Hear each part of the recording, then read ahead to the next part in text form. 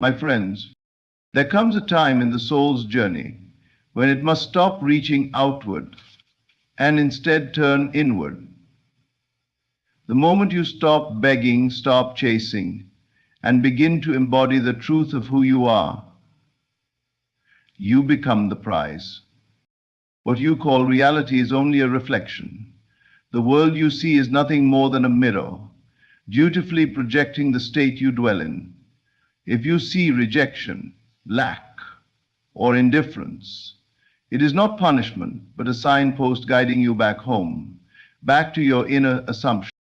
Do not plead for love, recognition, or wealth, for when you beg, you affirm you do not have, and what you affirm with feeling you perpetuate. When you chase, you confess something is running from you, but the truth is, nothing runs from the one who rests in their own worth.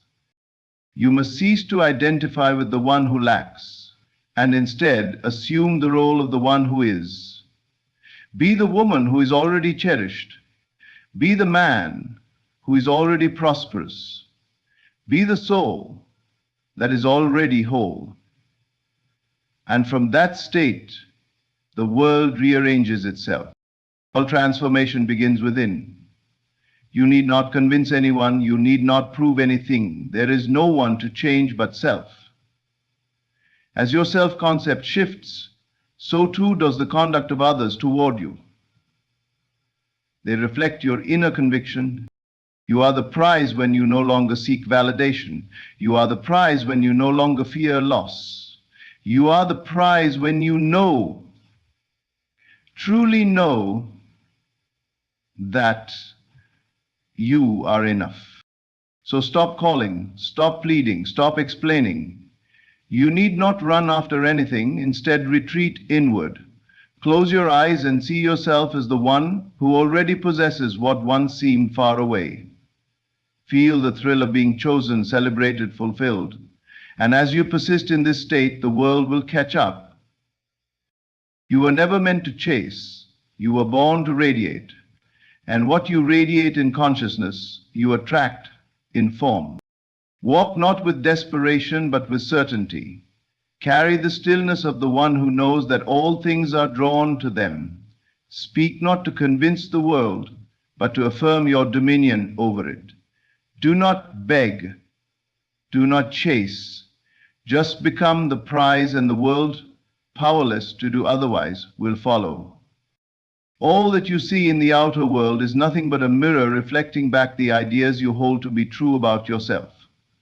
There is no outer world independent of your inner assumptions. What appears is your environment, your relationships, your financial circumstances, your body. These are but shadows cast by the light of your inner state. If you look outward for confirmation before you have inwardly accepted something to be real, you will wait in vain. But the moment you claim it inwardly, not as a wish or a fantasy, but as a fact, then and only then will the world move to reflect that new truth. Man is not a victim of circumstances, but their author. The power to shape your world is not found in action, effort, or manipulation of others, but in the quiet, invisible act of assumption. If you would dare to believe something about yourself, even if all appearances contradict it, and dwell in that assumption as if it were already true, the outer world would bend to your inner conviction. It must, for the law that governs this universe is one of correspondence. As within, so without. Most fail not because they lack resources or opportunity, but because they continue to identify with a self that is limited, unworthy, or broken. They pray for change while remaining inwardly the same. They ask for abundance while affirming lack. They long for love while feeling unseen and unlovable. But the universe does not respond to words, it responds to states. And your state is determined by your conception of self. Ask yourself, who am I being right now in consciousness? Am I the version of myself that is already whole, already successful, already loved? Or am I still waiting to become that? If you are waiting, you have placed the power outside of yourself. And so it remains always out of reach. To become in consciousness what you desire to be is to claim your desire as already fulfilled. It is to feel the feeling of the wish fulfilled and remain faithful to it, even when nothing around you confirms it. This is the great discipline. This is the true creative act. The world is not fixed. It is fluid. It is ever responding to your inner state. If you would change your world, do not try to force conditions into shape. Instead, retire inward, close your eyes to the seeming facts, and look with the eye of imagination. See yourself as the person you wish to be, not someday now. Live there in thought, in feeling, in expectation. When you become it in consciousness, the world must conform. People will play their parts to bring it to pass. Circumstances will shift. Doors will open. Why? Because they are not the cause, they are the effect. The cause was your assumption, quietly planted and faithfully nurtured within. So remember, do not react to what appears. Instead, act from the state of your chosen reality. Live inwardly as if you were already who you want to be. And the world will mirror that back to you in ways both subtle and miraculous. Everything begins and ends within you. Assume wisely. When you chase after something, you declare with your energy that you do not have it. When you beg, you affirm to yourself and to the unseen laws of life that you are separate from what you desire.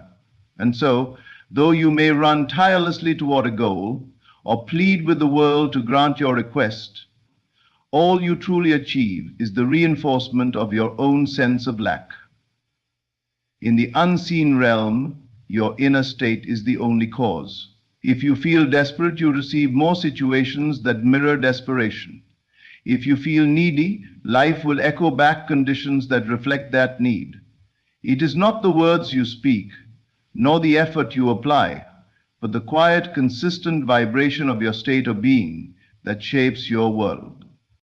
To dwell instead of seek is to step into a higher understanding. It is to recognize that what you long for is not far away, but already exists in the eternal now, and your only task is to inhabit the state where it is already yours.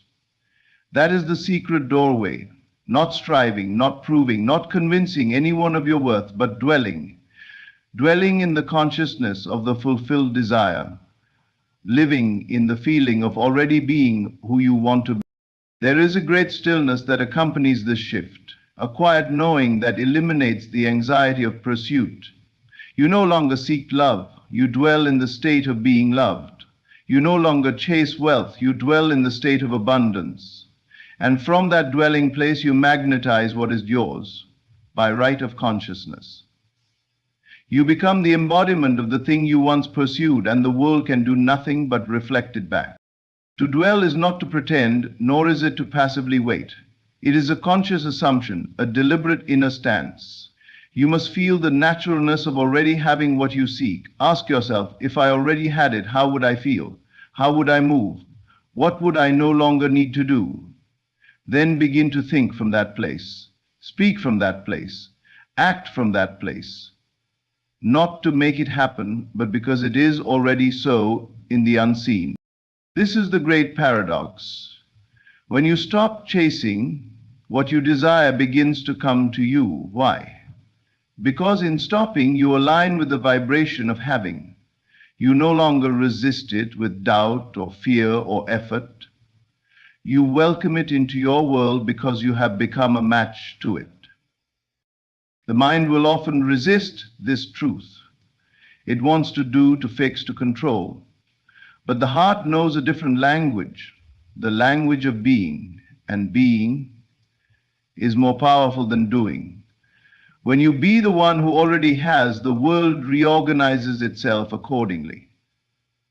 Opportunities arise, people shift, circumstances unfold, all because your dwelling place has changed. So stop seeking, stop asking if it's coming, stop watching the clock or comparing yourself to others. Dwell instead. Dwell in the end. Dwell in the peace that comes with knowing it is already yours. This is the way. This is the secret. dwell, and you shall receive. You are the operant power. There is no outside force arranging your life. No person, condition, or fate has authority over your inner world unless you grant it power through belief. The great truth is this: all transformation begins within, for there is no one to change but self. The world around you is not a separate entity acting independently. It is a faithful mirror, reflecting your own self-concept back to you in countless forms. Every relationship, every outcome, every encounter is shaped by your inner assumptions. Most people look outside themselves and say, if only they would change, if only my circumstances were different, if only the world would respond better to me. And so they wait, they plead, they fight with shadows. But what they fail to see is that what appears as the outer world is only an echo.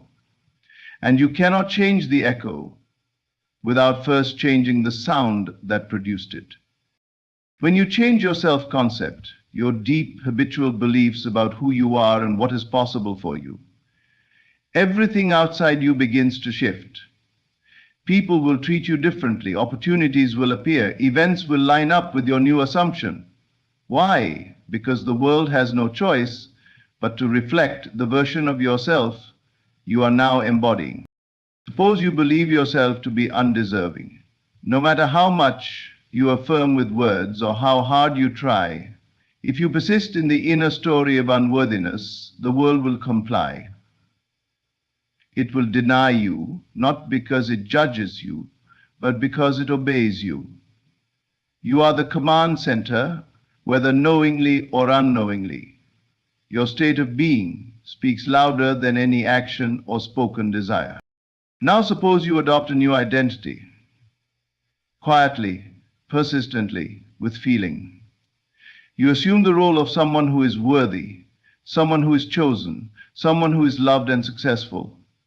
You don't wait for the world to tell you it's true. You decide it's true now. And from this new place of being, the world must shift. It may not happen overnight, but it must happen because the outer is compelled to match the inner. This truth demands responsibility. It is far easier to blame than to transform. It is more comfortable to wait for change than to become it. But those who grasp this law and live by it begin to understand a power they never knew they possessed. They no longer seek permission or validation. They withdraw attention from the outer world and tend to the garden of their mind, knowing that all fruit will grow from its soil. Do not concern yourself with how others behave. Do not waste energy trying to force outcomes. Instead, turn within and ask, what am I assuming about myself? That assumption is the source. There is no exception to this. You are not at the mercy of the world. You are its architect. You do not react to conditions, you create them, subtly and continuously through the state you occupy. So take hold of your power, cease waiting, stop blaming, become in consciousness what you desire to see reflected, and you will watch in quiet wonder as the world confirms what you have dared to believe. You are the operant power. There is no one to change but self. The prize does not pursue. It does not chase, it does not beg, and it does not plead for attention or recognition. A true prize simply is. It rests in its value. It knows its worth. And from this place of calm assurance, it draws to itself all that corresponds to its nature. You too must come to understand this. You are not here to run after what is already yours by divine right. You are not meant to grasp or grovel, for that is not the language of the one who knows they are chosen. When you chase, you say with your energy, it is not mine. When you pursue with desperation, you are affirming lack, not abundance. But you were never made to live in lack. You were not created to be less than or left behind. What is meant for you does not need to be hunted. It must simply be received. And the only preparation required is inner alignment. Not striving, not efforting, but dwelling in the knowing that you are the prize. To be the prize is not arrogance, it is truth remembered. It is not superiority over others, it is recognition of your own divinity, your innate wholeness. When you embody the feeling of already having what you once desired, when you radiate the calm of fulfillment rather than the anxiety of pursuit, you shift from the frequency of longing to the frequency of attraction. And attraction is effortless when the inner state is solidified. Those who understand this law do not chase, they allow. They do not question when or how. It is not their concern. Their work is only to dwell, to remain faithful to the assumption of already being, already having, already becoming. And through this faith, the unseen world moves. People appear, circumstances align, paths open, all without strain, all without force. You do not need to become louder to be seen, nor more visible to be acknowledged. You simply need to know who you are and live as if you already have what you desire. This is not make-believe. It is creation in its highest form. You are not playing pretend. You are practicing the truth until it manifests in form. And as you do, the energy around you changes, the vibration you emit shifts, and that shift is your true work. The prize never steps down to be chosen. It never explains, never proves, never persuades. The prize radiates, and those who are meant to recognize its worth are drawn to it.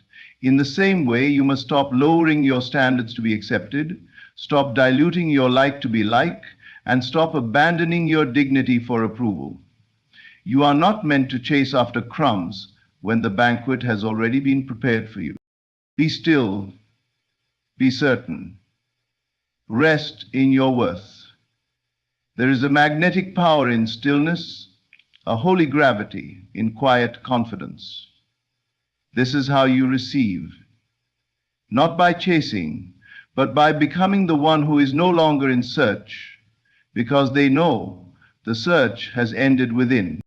The prize does not pursue, it attracts. So stand firm in your knowing.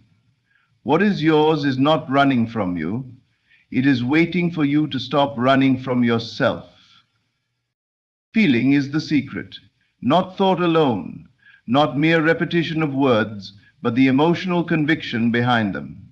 It is not enough to say you are wealthy, loved, successful. You must feel it. The emotion you embody, the inner atmosphere you cultivate, is what molds the unseen into the seen. Feeling is not a reaction to the world, it is the cause of the world you experience. Creation begins in the inner realm, and feeling is its power source. If you persist in the feeling of lack, even while affirming abundance, lack will still shape your world. If you speak of love but feel unworthy of it, your world will reflect that unworthiness. But if you assume the feeling of the wish fulfilled, truly take on the emotional state of already being what you desire to be, you will witness the outer world conform to that inner truth. It is not about forcing feelings, nor is it about pretending. It is about allowing yourself to dwell in the emotional tone of fulfillment. Ask yourself, if I already had what I seek, how would I feel? What would my days feel like? How would I carry myself? How would I breathe, speak, and move through the world? These are not idle questions. They are gateways. When you answer them sincerely and allow your body and heart to align with the feeling of the answer, you step into the creative act. Emotion impresses the subconscious. It bypasses the surface mind and seeds the deeper soil from which reality springs. This is why dramatizing lack only recreates more of it. Worry is imagination clothed in fear. Gratitude, on the other hand, is imagination clothed in fulfillment. The more you feel from the end, the more that end becomes inevitable. Many wait for their world to change before they allow themselves to feel differently, but that is inversion. Feeling must come first. You must summon the feeling before the evidence and trust that the evidence will arrive in perfect time. This is faith, not blind belief. but inner knowing. It is the still confidence that what you feel consistently and deeply must outpicture itself in form. Feelings are not mere reactions, they are tools. You are not at the mercy of emotions. You are their master when you become conscious of them. You can choose what to dwell on. You can shift from fear to confidence, from doubt to knowing, from longing to fulfillment. And each time you do, you rewrite the script of your life. Let your imagination be alive with feeling. Let your visions be soaked in the emotion of already done. When you close your eyes and see the life you desire, feel the joy of it, the peace, the confidence. Let your body believe it's real and your mind will follow. Let your world be built not on effort, but on feeling. Feeling is the secret. It is the bridge between the invisible and the visible. It is the law beneath all creation.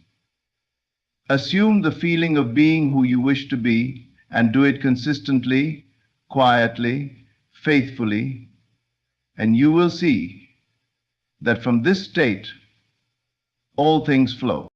It is mastery. It is not indifference, nor is it apathy. It is spiritual sovereignty. It is the quiet power of one who no longer lives at the mercy of appearances. To detach is to reclaim authority over your reality. It is to withdraw your emotional dependence on conditions and anchor yourself within. When you no longer need something to show up in order to feel secure, you have entered the realm of true creation. Most live as slaves to the external. They wait for the world to change before they permit themselves to feel differently. But this is bondage. It is to say, I am only as happy, safe, or worthy as the world allows me to be. And so they chase, they beg, they react. But the one who has mastered detachment knows better. They understand that all things begin within. The outer is nothing more than a delayed echo of the inner state. When you let go of the outer and live inwardly, you become cause rather than effect. You shift your awareness from what is to what is becoming. This is not escape, it is alignment. The outer world is slow and dense. The inner world is immediate and pliable. And once the inner is secured, once the feeling of the wish fulfilled is assumed and maintained, the outer must comply. It has no choice, for it is a shadow cast by the light of your consciousness. Detachment is not about giving up your desire, it is about surrendering the anxiety around its outcome. You still hold the vision, you still dwell in the feeling, but you are no longer desperate. You no longer need to control, to force, or to cling. You have moved into trust. You know that what you claim within must appear without, and so you walk in calm expectancy. This is the highest form of faith, not hope, but knowing. And in this knowing, all things flow effortlessly. You are no longer swimming against the current, you are in rhythm with the law. The very act of detachment signals to the subconscious mind that the desire is already fulfilled. If it were not, you would still be striving. But because you are at peace, the mind takes this as confirmation and sets into motion all necessary bridges of events. Understand this: energy of lack repels, energy of fulfillment attracts. Clinging and neediness declare to the universe, I do not have. But when you rest, when you relax, when you confidently let go, you are saying, it is already done. And the world mirrors back this declaration in its own time and form. Let go of the timelines, let go of the how, let go of needing others to agree, approve, or assist. None of that is your work. Your only task is to maintain the inner state, to return again and again to the feeling of already being who you wish to be. That is the root. The fruit will follow. Detachment is mastery. It is the mark of one who understands the creative process. It is the shift from force to flow, from striving to receiving. Let go of the outer and live inwardly. Everything you desire is already yours in consciousness. Dwell there, and the world will take shape around your inner certainty. So now you must remember this. You are not here to beg. You are not meant to chase. You are here to become, and in becoming you attract. You do not run after what is yours. You align with it. The world is but a mirror reflecting your self-concept, and the moment you assume the feeling of the fulfilled wish, the reflection must change. Be still. Dwell in the end. Detach from how and when. And know this above all. There is no power outside of you. The treasure is not in the distance. It is in your own consciousness. Stop seeking it in the world. Start realizing it in yourself. You are the prize.